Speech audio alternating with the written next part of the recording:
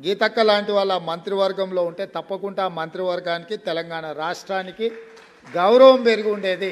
వారు శాసనసభ్యురాలుగా, మంత్రిగా, కార్యనిర్వాహక అధ్యక్షురాలుగా, కాంగ్రెస్ పార్టీ నాయకురాలుగా, ఈశ్వరీబాయి కుమార్తెగా వారు జీవితంలో ఎక్కడా ఏ లోటు లేకుండా, ఏ గౌరవం తగ్గకుండా ఇక్కడి వరకు రాణించిండ్రు. వారు ఈ రోజు రాజకీయాలలోకి వచ్చిండ్రు అంటే ఆనాడు శ్రీ రాజీవ్ గాంధీ గారు ఎన్ఆర్ఐస్ ని రాజకీయాలకు రావాలని రాజీవ్ గాంధీ గారి పిలుపు మేరకు రాజకీయాలకు వచ్చి ఈ 40 సంవత్సరాలు ప్రత్యక్షంగా పరోక్షంగా ప్రజా జీవితంలో వారు ఉన్నారు.